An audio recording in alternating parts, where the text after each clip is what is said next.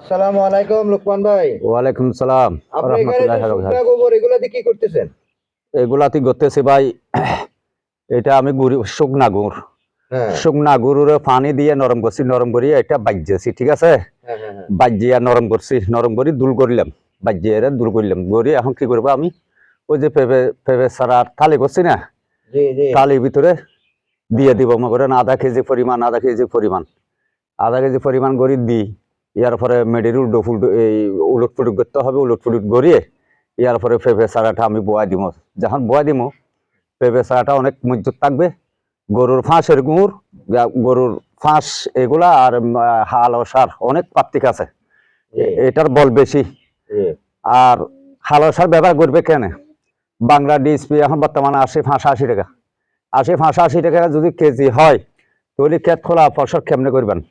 কিন্তু ওই হালো সারটা ব্যবহার না করি এইরকম গুড় সাররে শুকনা গরুর বাজ্যে এরকম গুড়ি গুড়ি ইয়ার পরে দিয়ে দিবেন। প্রত্যেক তালায় আধা কেজি পরিমাণ দিয়ে দিবেন। দেখেন প্রিয় দর্শক, আমার লোকমান ভাই উনি একজন প্রান্তিক কৃষক। উনি কি করছে আজকে শুকনা গোবরের ধুবাই, এই যে এখানে টালাইছে, টালাইয়ার এই যে দেখেন এখানে শুকনা গোবরের এইভাবে টালাইয়া উনি এখানে পানি দিছে, পানি দিয়া ওই যে এখানে একটা বস্তা দেখা যাচ্ছে, বস্তার ভিতরে গোবরগুলা ঢুকাইলো, গোবরগুলা বস্তাতে ঢুকাইয়া উনি বাড়িয়া এগুলারে একবারে ফুরফুরা করে ফেললো। মানে এখানে উনি এইভাবে জৈব সার তৈরি করিয়ে নেয়।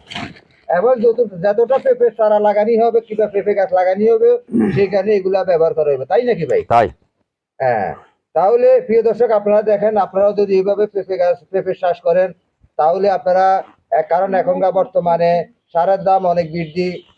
সার কিনে কিংবা বাংলা টিএসপি সার তো এখন পাওয়া যাচ্ছে না।